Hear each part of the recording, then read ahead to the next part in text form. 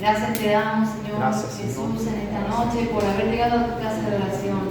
En este momento, Señor, hemos entrado por esas puertas, Señor, quizás con dificultades, con peticiones, con necesidades, Señor, quizás otros con alegría, Señor, con gozo, Señor, en su corazón. Pero en esta tarde hemos entrado para honrarte, exaltarte, alabarte, Señor, y recordar, Señor, en cada momento de esta reunión, Señor, que tú eres grande, que tú eres santo, que tú mereces la alabanza de tus hijos, de tu pueblo, Señor. En este momento venimos delante de tu presencia, Señor, trayendo simbólicamente nuestras cargas, Señor, y las dejamos en tu altar, para poder, Señor, sentir el Espíritu Santo en nuestras vidas, para poder sentir tu presencia, Señor, que tú vas a llenar nuestros corazones, que tú vas a marcar un antes y un después en esta reunión, Señor. Padre del cielo, en este momento pasa tu mano invisible sobre nosotros si hay enfermedad, si hay tristeza, Señor, si hay necesidad. En este momento, Señor, seas tú tomando el dominio y control de esta reunión, Señor, de las alabanzas, de la danza, de allí de la puerta, Señor, de mis hermanos que están en el coro, Señor, con sus instrumentos, para que en esta noche se rompa toda cadena, sea destruido todo muro, todo lo que quiere empañar tu gloria, Señor. En este momento pedimos la presencia de tus ángeles con espada desenvainada, destruyendo toda fortaleza del enemigo, todo lo que se quiera levantar en este lugar. Padre del cielo, nos cubrimos con tu sangre desde la cabeza a las plantas de los pies y declaramos una noche en victoria, declaramos una noche bendecida, Señor, donde tú nos vas a hablar a través de tu palabra, donde tú nos vas a enseñar, Señor, cómo seguir en este camino, Señor, que muchas veces se hace pesado, que muchas veces, Señor, hay dificultades, pero es porque, Señor, nos hemos apartado de ti, porque quizás te hemos dejado a ti, Señor. Y en esta noche, Señor, queremos darte el primer lugar en nuestro corazón, en nuestros pensamientos, y queremos poder levantar nuestra alabanza, poder levantar nuestras manos, enseñarte gratitud, enseñarte victoria, Señor, de que tú rompes las cadenas, de que tú libertas, Señor, de que tú das vida, de que tú prosperas, de que tú creas, Señor, un espíritu consagrado y recto dentro de nosotros. Gracias, Señor, en esta noche, porque sabemos que está tu Espíritu Santo. Le damos la bienvenida a este lugar y declaramos tu poder, declaramos tu presencia, que el que esté enfermo se vaya sano, que el que ha venido triste se vaya con gozo, Señor. Y en esta noche declaramos, Señor, el rompimiento de las cadenas del mundo espiritual. Y declaramos tu gloria, declaramos tu poder, declaramos tu presencia, Señor, que es sobre todo en este lugar. Gracias te damos, Señor, porque adoramos y exaltamos a un Dios vivo, un Dios poderoso, que pelea por nosotros. Y en esta noche, Señor, declaramos esta reunión en victoria, en el nombre de Cristo Jesús y para tu gloria y honra, en el nombre del Padre, del Hijo y del Espíritu Santo. Amén y amén. Permítanla tomar su Biblia y acompáñenme en este día a compartir unos versículos de la palabra de Dios. El libro de Mateo, o el Evangelio de Mateo, capítulo 18. Amén. Y dice la palabra de Dios lo siguiente: y cualquiera que haga tropezar a alguno de estos pequeños que creen en mí, mejor le fuera que se le colgase al cuello una piedra de molino de asno y que se le hundiese en lo profundo del mar. Hay del mundo por los tropiezos, porque es necesario que vengan tropiezos, pero hay de aquel hombre por quien viene el tropiezo. Por tanto, si tu mano o tu pie te es ocasión de caer, córtalo y échalo de ti. Mejor es entrar en la vida cojo o manco que teniendo dos manos o dos pies ser echado en el fuego eterno. Si tu ojo te es ocasión de caer, sácalo y échalo de ti. Mejor te es entrar con un solo ojo en la vida que teniendo dos ojos ser echado en el infierno de fuego. Amén. Palabra de Dios. Creo firmemente, hermano, que la palabra de Dios es viva y eficaz. En el mundo existen muchos libros.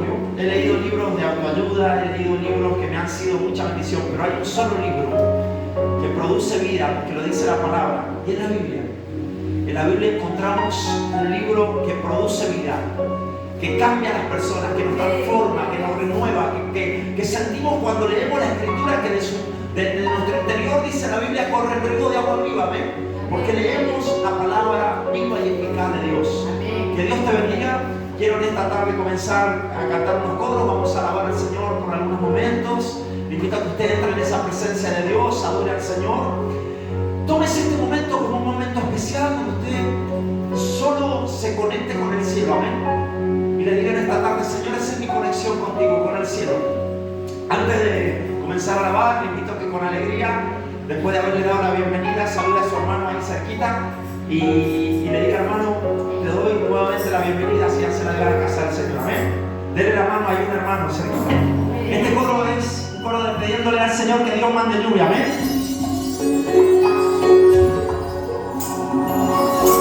Se lo pedimos al Señor: Señor, envía tu lluvia sobre nosotros. Señor.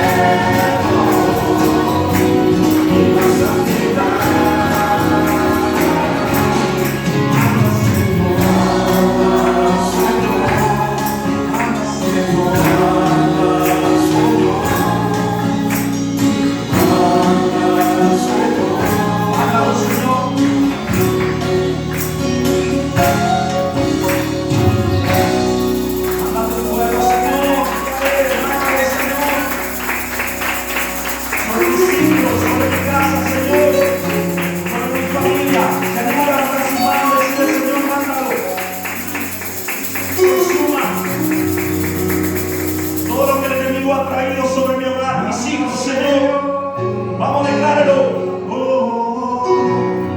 Y fuego del cielo, que venga y consuma. Míralo, Señor, que consuma. Envíalo, Señor, envíalo. Y manda, Señor. Fuego del cielo sobre mi economía, Señor. El devorador se me libra de toda enfermedad de mi familia, Señor, de mis hijos, de mi matrimonio, Señor. Oh, decláralo en el nombre de Jesús. Oh, Señor, obra con tu fuego, Señor, quemando todo pecado, toda obra del adversario, Señor. Que venga y consuma toda la maldad. Y manda, Señor, fuego del cielo, nuevo de nuevo, y más santidad. Manda, Señor, fuego del cielo. Mándalo, Señor, que venga y consuma toda la maldad. Y manda, Señor, pídalo, pídalo, pídalo, Señor, fuego del cielo, un nuevo de nuevo, y más santidad. Sí, Señor, tráelo sobre nosotros. Manda, Señor, tráelo, Señor, tráelo. Manda, Señor, tráelo que duela, Señor, tráelo sobre nosotros.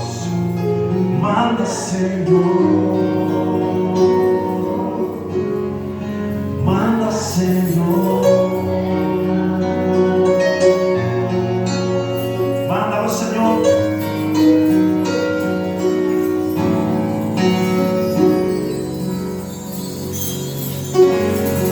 Aleluya.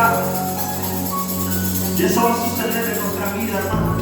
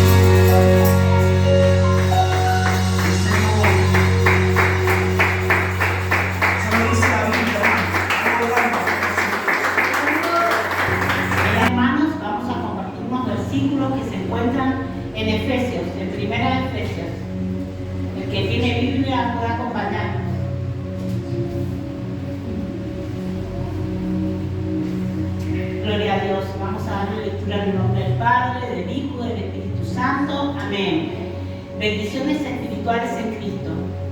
Bendito sea Dios y Padre nuestro, Señor Jesucristo, que nos bendijo con toda bendición espiritual en los lugares celestiales en Cristo, según nos escogió en Él, antes de la fundación del mundo, para que fuésemos santos y sin manchas delante de Él, y en su amor habiéndonos predestinado para ser adoptados hijos suyos por medio de Jesucristo, según su puro afecto, según el puro afecto de su voluntad. Amén. Cosas que nunca hemos visto. En la tierra podemos ver, hermanos, son las que Dios dice la Biblia, preparó para sus hijos.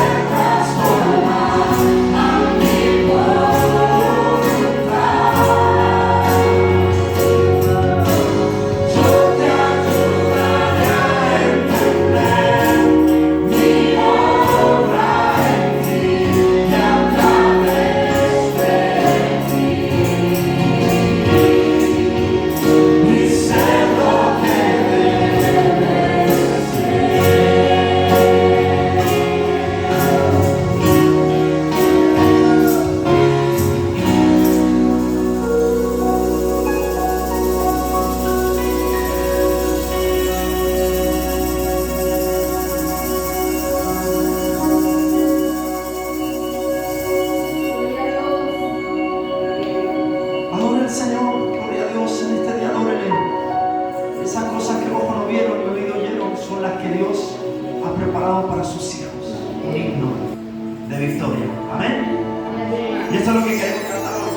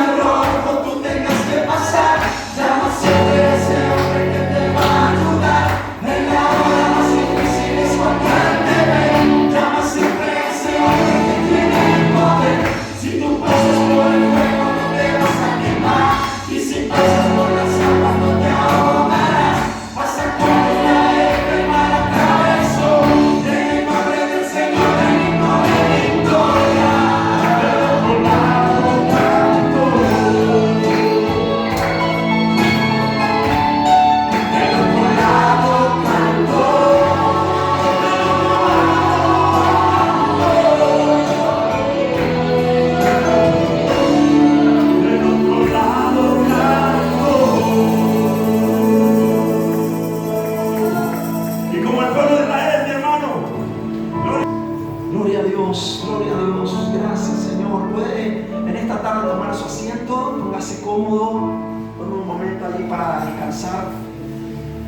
Quisiera en esta tarde, hemos compartido unos minutitos de la alabanza, hemos adorado al Señor y en esta tarde quiero compartir un tema que Dios puso, hace un tiempo en el corazón, pero que es un tema muy conocido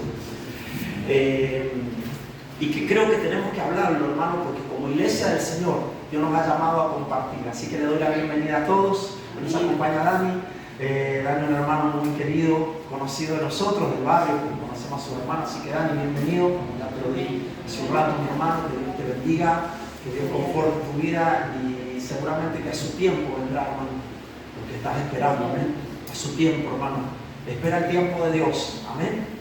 Y Dios es fiel, Dios no fallará su palabra, Dios es fiel, hermano. Amén. Voy a invitarle a que usted tome su Biblia, vamos a ir al libro de los Hechos. Y acompáñeme por algunos minutos, vamos a estar compartiendo una palabra de Dios.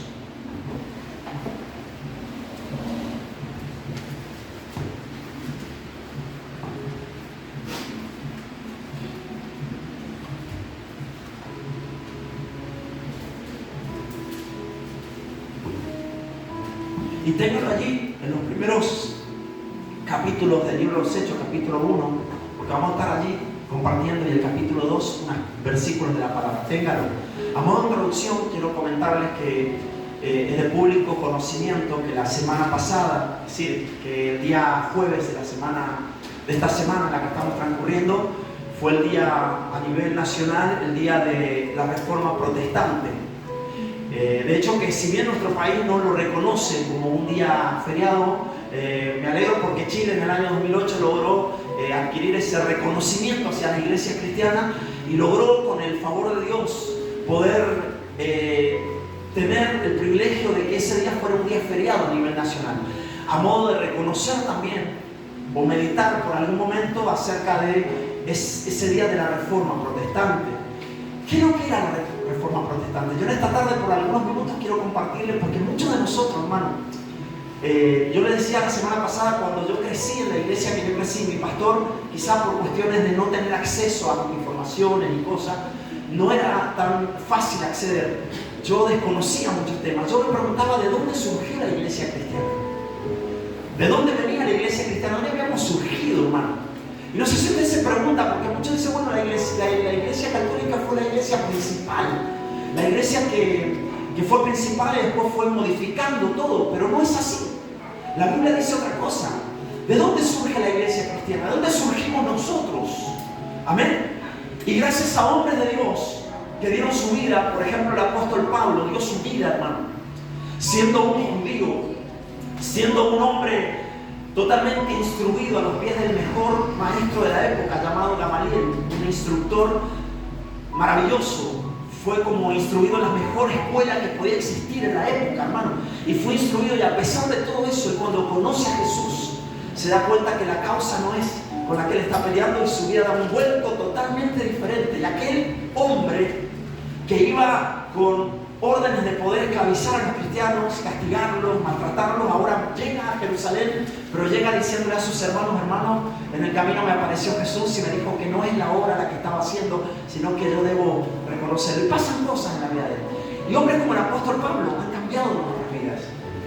Y yo quiero comentar y decirle que, bueno, el día 31 se celebra a nivel mundial este día, el día de las iglesias pentecostales, el día de la iglesia cristiana, y tiene mucho que ver con el hecho de que la iglesia cristiana tiene sus inicios. Allá en el libro de los Hechos, capítulo 1, nosotros encontramos algunas referencias. Miren, vamos a ir, por favor, acompáñenme. El libro de los Hechos, capítulo 1, amén, versículo 4, amén. De ahí vamos a compartir la escritura. Hechos, capítulo 1, versículo 4. Dice la palabra en el nombre del Padre, del Hijo y del Espíritu Santo. Amén. Dice así: y estando juntos, les mandó que no se fueran de Jerusalén, sino que esperasen la promesa del Padre, la cual les dijo: oíste de mí. Porque Juan ciertamente bautizó con agua, mas vosotros seréis bautizados con el Espíritu Santo dentro de no muchos días. Entonces, los que se habían reunido le preguntaron diciendo: Señor, ¿restaurarás el reino a Israel en este tiempo?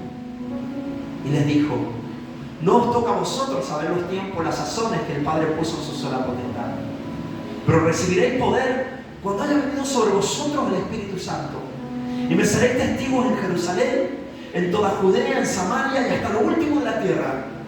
Y habiendo dicho estas cosas, viéndolo ellos, fue alzado y lo recibió una nube que lo ocultó de sus ojos.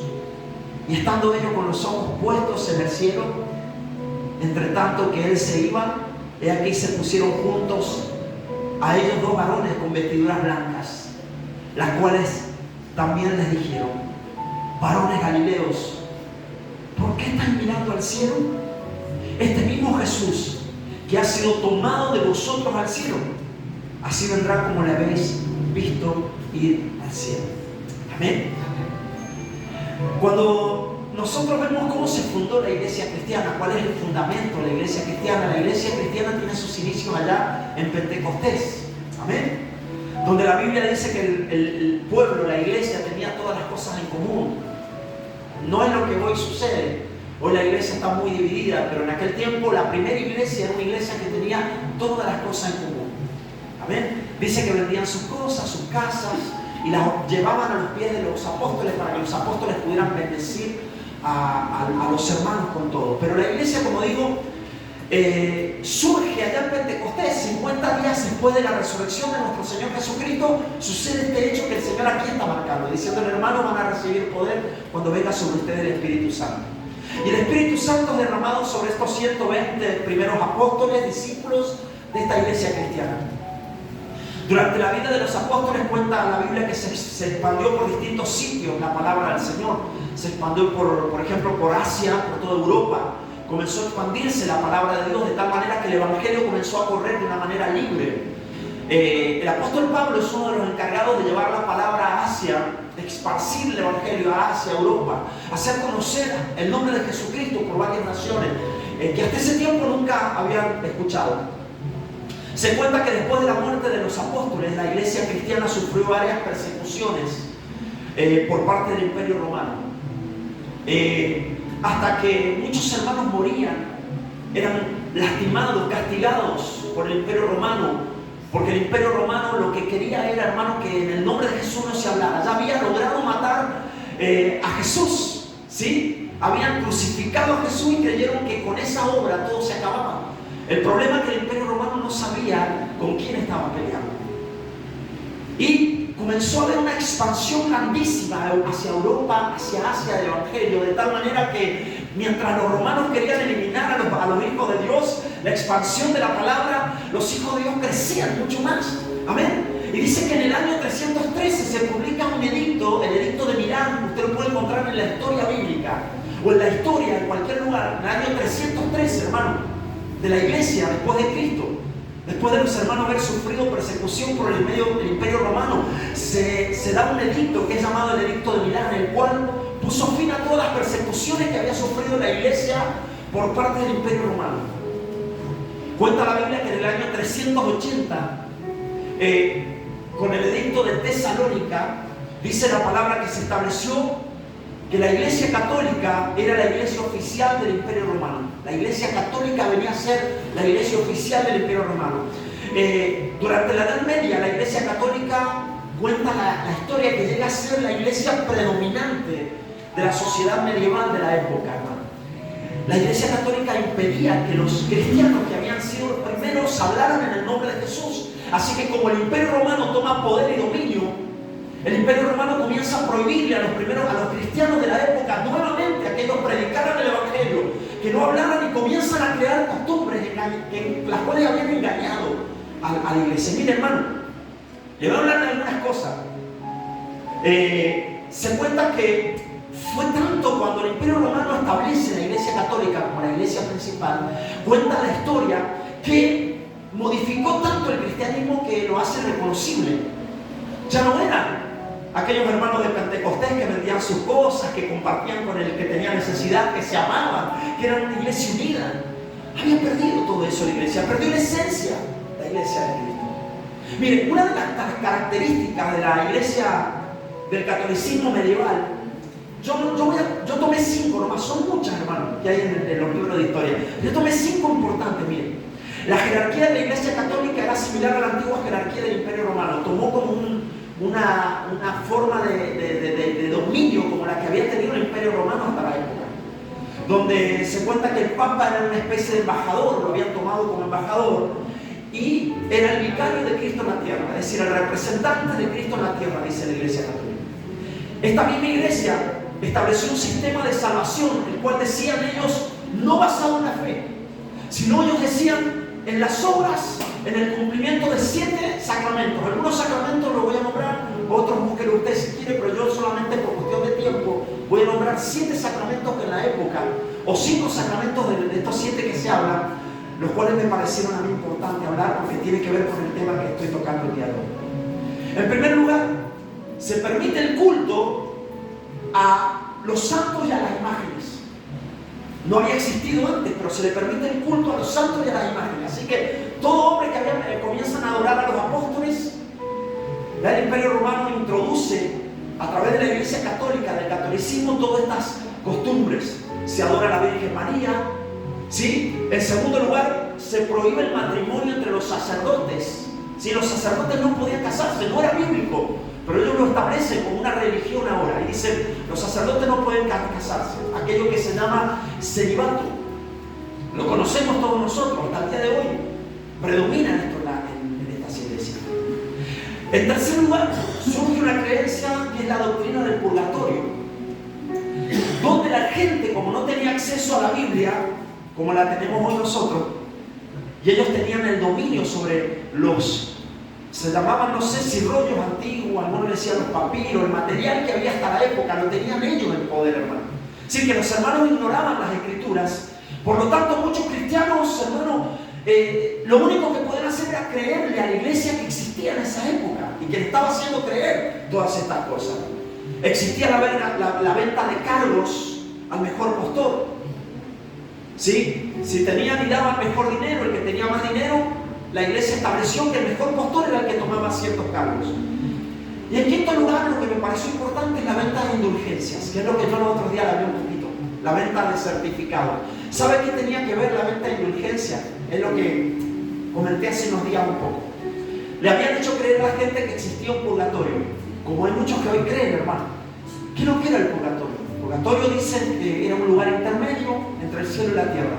Aquel que moría iba a un lugar intermedio como si fuera una cierta espera antes de entrar al paraíso o al infierno. Se debatía en ese lugar, en el purgatorio, decía el catolicismo medieval, se debatía que el hombre fuera al infierno o al cielo. Entonces, ¿qué dice el imperio? El imperio y los católicos de la época dicen, vamos a tomar esto, y ellos comienzan a pedirle a la gente que comprara indulgencias, que pagara indulgencias, que eran certificados que la iglesia extendía en la época, para que la gente dijera por sus muertos que los muertos estaban en el purgatorio, y con ese certificado sus muertos pasaban al cielo.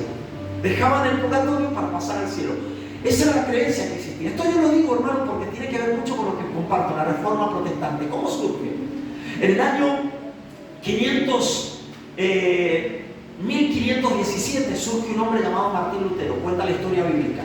Cuando uno estudia en la escuela pastoral, los pastores, lo primero que se les enseña es la historia cristiana, la historia cómo surge la iglesia. Y tiene que ver mucho con esto, que yo creí muy importante compartirlo porque estamos en la semana de la Reforma de la iglesia cristiana. Un hombre llamado Martín Lutero clava 95 tesis en la Universidad de Wittenberg, que tenía que ver mucho también con el lugar donde estaba ubicado en ese tiempo, en Alemania, el castillo de Alemania, un castillo de los más importantes, y él va y clava 95 tesis porque este monje alemán, que había sido parte del seno de la Iglesia Católica, comenzó a ver cómo se venían indulgencias, cómo se hablaba de que la gente no era salva por fe, y este monje, que era un hombre que había estudiado escrituras, que había permanecido años de su vida estudiando la Biblia, dice, no puede ser que le esté mintiendo a la gente. Entonces Lutero agarra y escribe 95 tesis con el fin de que fueran debatidas, hermano. No fue que Martín Lutero las declara como algo que dice esto tiene que ser así, no. Martín Lutero, de haber leído la Biblia, y como él sabía que la Biblia no estaba traducida al idioma alemán, hermano, lo que él hace es comenzar años de su vida a dedicar para traducir la Biblia, que hasta ese tiempo estaba traducida en latín, en el idioma original, y no tenían acceso muchas personas a poder leerla. Él la traduce al idioma alemán. Esa es la primera traducción que hacen, hermano. Y se cuenta que en sus inicios, ¿sí?, esta reforma protestante fue un movimiento religioso que tuvo sus inicios, como dije, en Alemania, ya en el siglo XVI, y buscaba protestar contra todas estas prácticas que tenía la iglesia, los abusos que se presentaban de parte de la iglesia católica. Y allí es donde surge Martín Lutero, como este monje que dice, ¿qué pasa?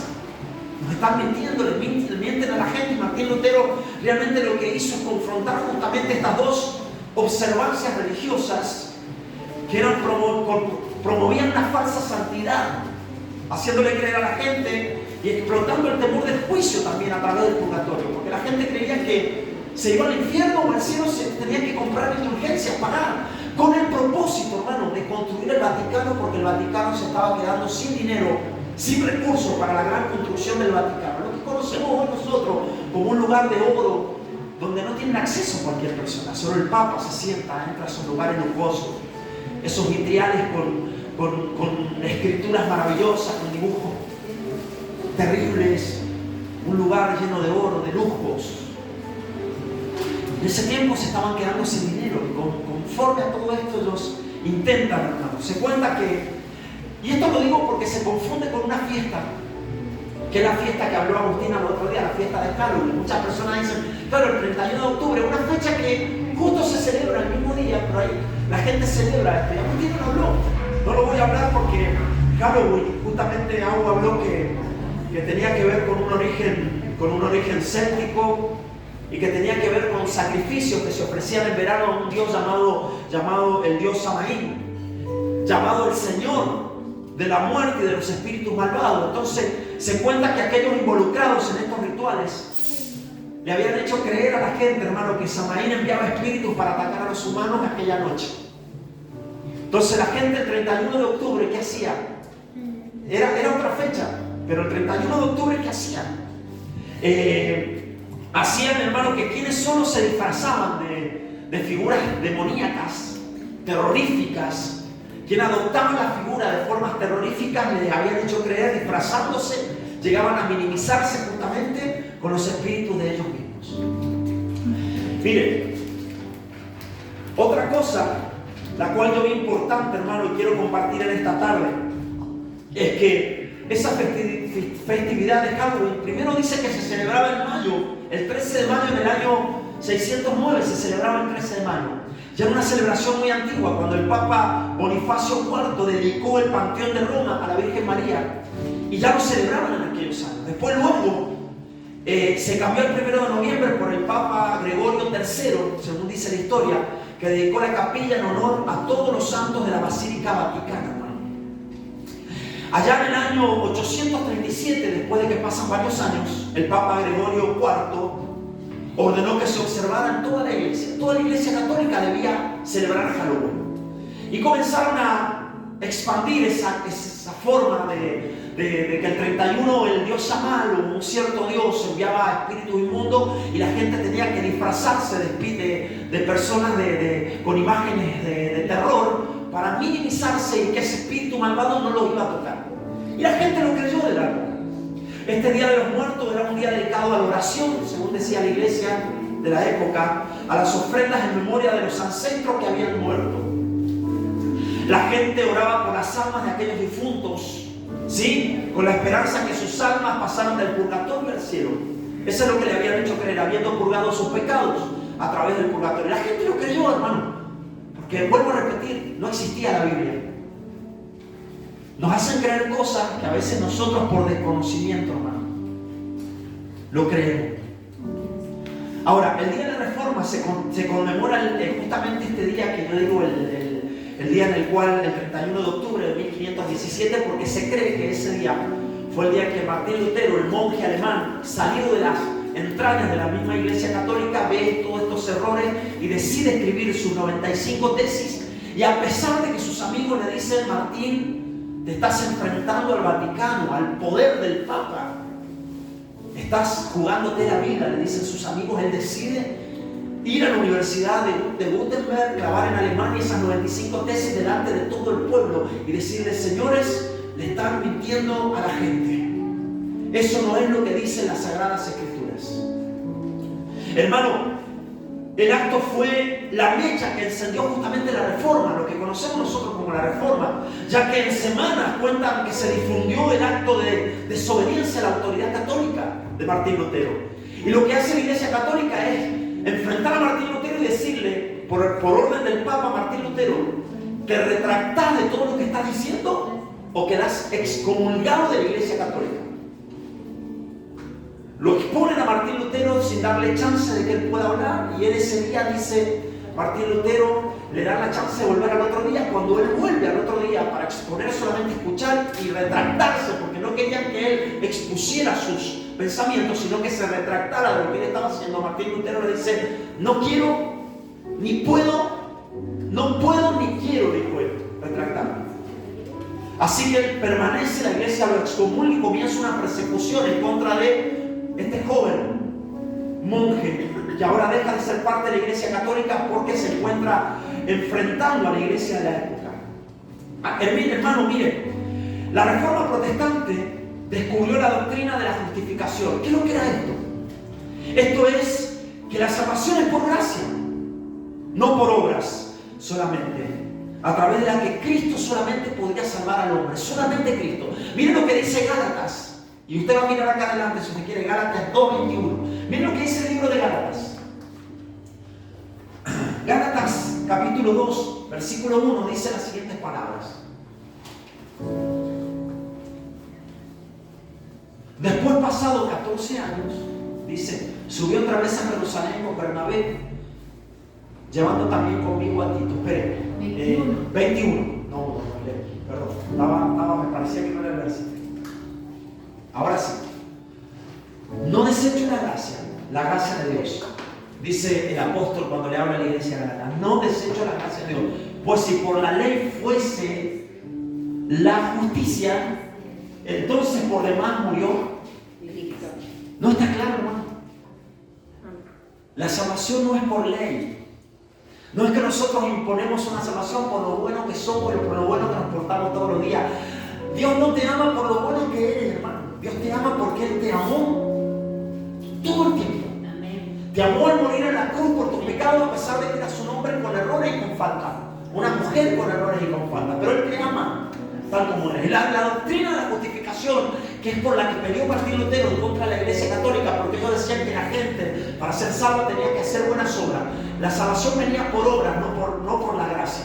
Y cuando Martín Lutero dice: no señores, no desecho la gracia de Dios, pues si por la ley fuese la justicia, entonces por el cual murió Cristo. Está diciendo el apóstol la palabra. Ya la palabra estaba escrita, hermano.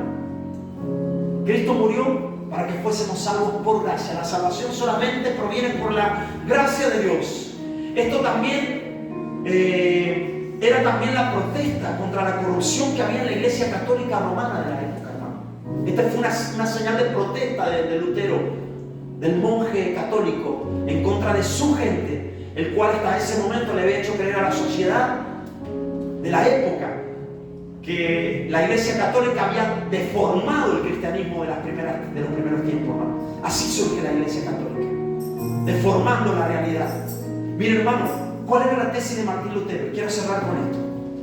En sus tesis, Martín Lutero afirmaba lo que estaba diciendo, que el arrepentimiento establecido por Cristo, por lo que los pecados serían perdonados solamente si la gente aceptaba a Jesús, ¿sí? Implicaba un arrepentimiento espiritual interno, decía Martín Lutero, algo que ocurría en el corazón del hombre y se tenía que arrepentir internamente, en lugar de que simplemente el hombre fuera a confesarse ante un cura, porque ya en esa época existía, doblar su rodilla y dijera ante el cura todos sus pecados y el padre le dijera: yo te perdono, hijo. Tienes que decir tantos Padres Nuestros, tantas Ave María. Entonces Lutero dice: no, señores, eso no está bien. El hombre no necesita ir ante otro hombre, porque ese hombre no puede perdonar pecado, porque están en contra de la palabra. La Biblia dice que el único que perdona pecados se llama Jesús. Amén. Entonces dice Martín Lutero: señores, ustedes dicen que hay que ir a perdonar, a confesarse a otro hombre. No es así, señores, le dice a la iglesia de la época. Están equivocados. Imagínense, hermano, una persecución terrible sobre ese hombre. De hecho, que se cuenta que amigos de él, que eran monjes, que también habían crecido con él, lo ayudaron a esconderse. Y él, en lugares escondidos, escribe la primera Biblia, que es traducida del idioma original en latín al idioma alemán, para que a las manos de muchos hermanos alemanes llegara la Biblia en el idioma alemán y pudieran ellos conocer las verdades que hasta ese momento la iglesia, que el imperio romano había establecido como la única iglesia, la iglesia católica, hermano, la gente supiera que no era lo que ellos estaban diciendo. Hermano, según él, contaba que las indulgencias incitaban a los cristianos a evitar el verdadero arrepentimiento, decía Martín Lutero, y a la aflicción por el pecado, creyendo que podían renunciar a estos comprando una indulgencia. Y él dijo: no, señores, no es así. Asimismo indicó que las indulgencias desalentaban a los cristianos a dar a los pobres y a realizar actos de misericordia, pues pensaban que los certificados de indulgencia conseguían mayor valor espiritual a la gente de la época que ir a ayudar a un pobre. Y Martín Lutero dijo: no, señores, el valor es ayudar al necesitado. No es que la gente compre esos certificados de indulgencia para que la gente sea salva y pasen no tengan que quedarse en el purgatorio. Eso es mentira. Aunque Lutero afirmó que sus argumentos sobre las indulgencias concordaban también con lo que el Papa de la época había dicho, hermano, las 95 tesis lo único que hicieron, ¿saben qué fue? Desafiaron una burla del papal del siglo XIV que establecía que el romano pontífice podía usar el tesoro de méritos y las buenas obras de los santos del pasado para perdonar el castigo temporal por los pecados de las personas. Las tesis se formularon como proposiciones solamente porque Martín Lutero lo que dijo: yo, señores, estas tesis que preparé de acuerdo a la palabra en contra de lo que ustedes están diciendo, esas tesis eran para, en primer lugar, que fuera un debate público, hermano, pero no le dieron la chance. No se debatieron públicamente, hermano, respecto a todo esto. Se cuenta que Lutero envió sus tesis anexadas a una carta al arzobispado electoral de Maguncia, al Alberto de Brandenburgo, el 31 de octubre de aquel año de 1517, fecha que actualmente se consideraba el comienzo de la Reforma Protestante y que conmemora anualmente como el Día de la Reforma. Me dijo un día un pastor me dijo, mi hermano me dijo: está mal dicho reforma espiritual. Yo creo, dice, pero se conoce como la reforma espiritual, porque si fuera una reforma es cambiar algo que no había existido. Y no, primero estuvo la iglesia del pasado, la iglesia de Pentecostés, los hermanos que sufrieron persecución, hasta que el Imperio Romano tomó poder y autoridad para establecer la religión católica como una religión, hermano, y maltratar a los cristianos de la época, hermano, para que ellos dejaran de hablar, porque claro, el imperio tenía poder, tenía dinero, tenía plata, como existe hoy, hermano. Que Dios nos ayude, nos dé fuerza. Miren, quiero terminar. Se cuentan que las tesis fueron reimpresas rápidamente, traducidas y distribuidas por todo el Sacro Imperio, no solo en la parte de Alemania, sino a toda Europa. Se comenzó a extender las tesis de Martín Lutero. Cuenta la historia bíblica, iniciando una guerra con panfletos con estos que predicaban de indulgencias y que no eran reales, por ejemplo. Hay un hombre que difundió, justamente el hombre que difunde esto de las indulgencias, fue un hombre llamado John Pezler. Es quien difunde justamente estas verdades. Los superiores eclesiásticos cuentan que lo juzgaron a Lutero como que fue un hereje de la época. Le dijeron que eras excomulgado, eres un hereje. Le hacen un proceso que culminó con una sentencia de excomulgación, que fue ya en el año 1521. Ahí sí dicen: Lutero fuera, queda fuera de la iglesia, y comienza ahí la nueva iglesia, hermano. La iglesia que, no la nueva, sino la iglesia que debe ser fundada por Jesús, pero ahora toma fuerza con las reformas. ¿Por qué? Porque así seguramente lo quiso el Señor. Aunque la tesis de Martín Lutero, estas 95 tesis clavadas en la Universidad de Wittenberg, fueron solamente el comienzo de la reforma, Lutero no consideraba que las indulgencias fueran tan importantes como los asuntos teológicos que dividían a la iglesia cristiana de la época. Mire, cierro con estos principios que Lutero creía. Lutero consideraba que el clero abusaba de la práctica de vender indulgencias, de estos certificados según la Iglesia Católica que reducían el castigo del purgatorio. Otra cosa que creía Lutero es que creía que la fe decía ellos, era más importante que las buenas obras. Porque él decía, las buenas obras se van a producir cuando una persona crea y la fe lo transforme, lo va a llevar a hacer realmente buenas obras. Amén. Otra cosa que consideraba que la esencia del cristianismo era la comunicación directa con Dios, no con la organización encabezada por el Papa. Él decía, señores, no hay que ir al Papa, hay un Dios en los cielos. Él es el dueño de todo, del poder, la autoridad y todo. También Lutero creía que Dios era un padre que amaba a las personas y que envió a su hijo para vencer el pecado. Eso le dijo a la iglesia de la Biblia. Consideraba que las acciones de caridad eran mejores que las indulgencias. Consideraba que ningún cristiano estaba obligado a comprar indulgencias. Él decía, solo Escritura, solo la Biblia, hermano. Por eso cambió y logró hacerlo, hermano. Y hoy sabe que en el mundo, el libro más vendido de la historia, el libro que se ha vendido en la historia, el más vendido es este, hermano, es la Biblia. Se ha traducido a todos los idiomas conocidos del mundo. Se ha llevado a conocer en todos los países que existen en el mundo. Hermanos, visioneros, gente ha llevado la Biblia a todo lugar. ¿Sabe por qué? Porque este libro produce vida en las personas. Y para que no suceda lo que sucedió en esa época, que nos engañan, hermano, y nos mienten diciéndonos algo que no es cuando desconocemos la palabra.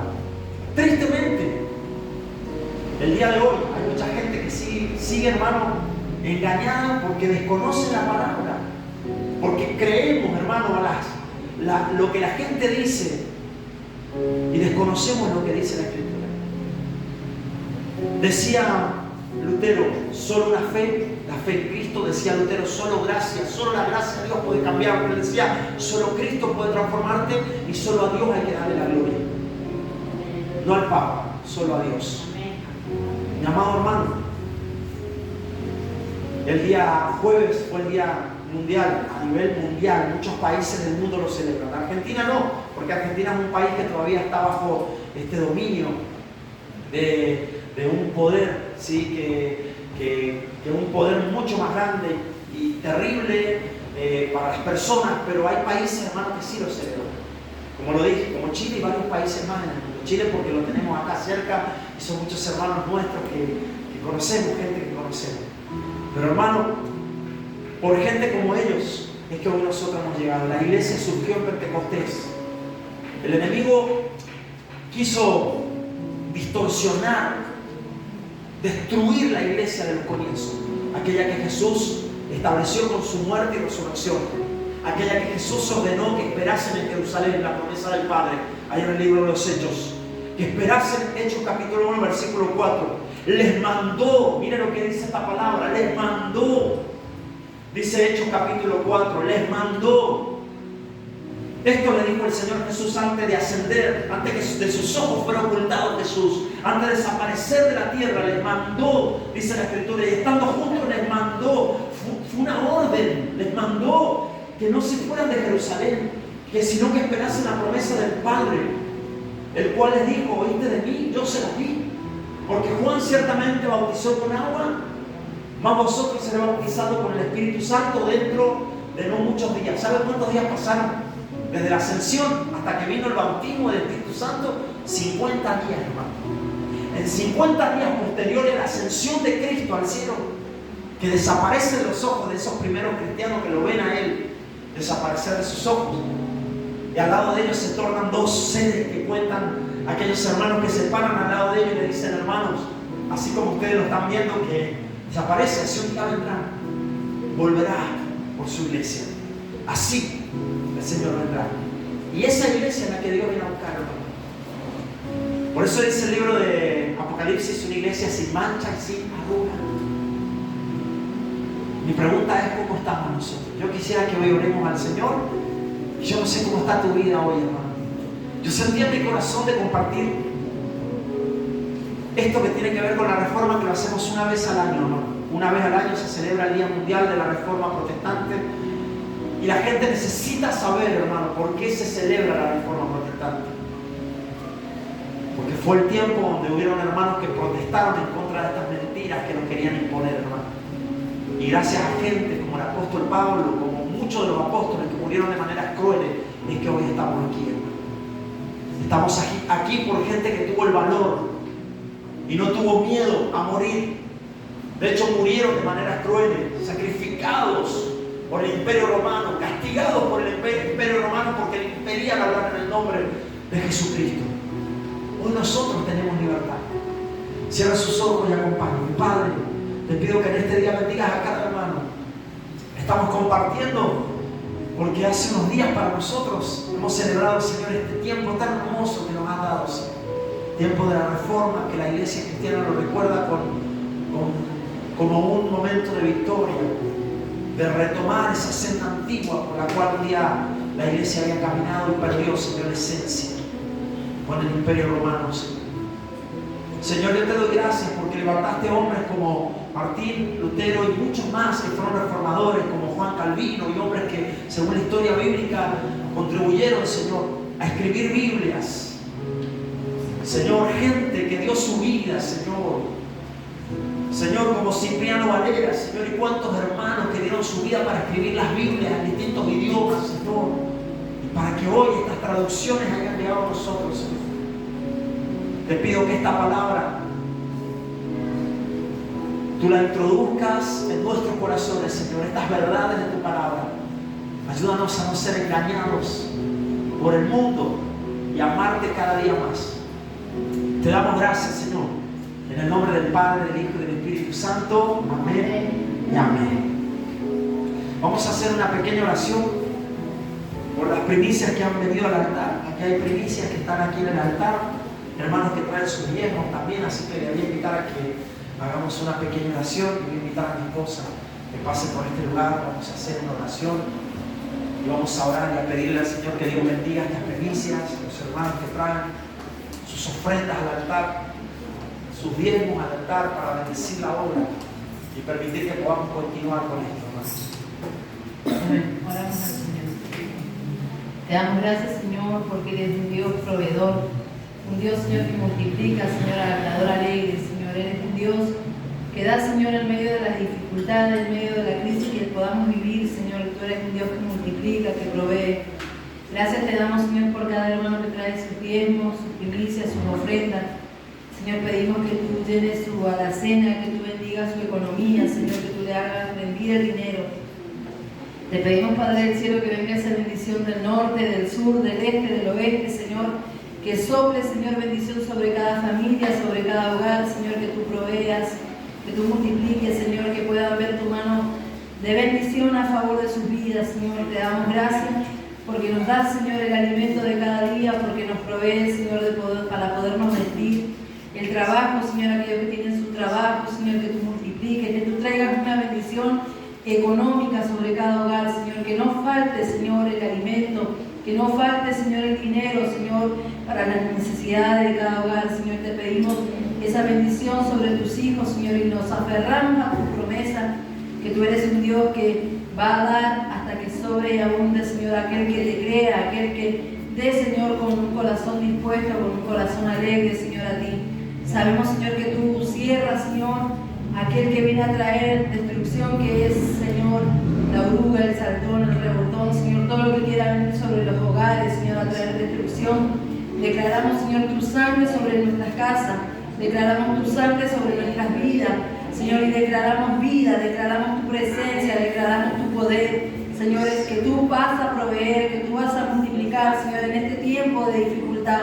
Gracias te damos por todo lo que tú nos provees, gracias por todo lo que tú nos das. Y te creemos a ti, Señor, que eres un Dios real y poderoso. Amén y amén. Amén. Cantamos esta alabanza última y pasamos y recibimos las ofrendas. Amén.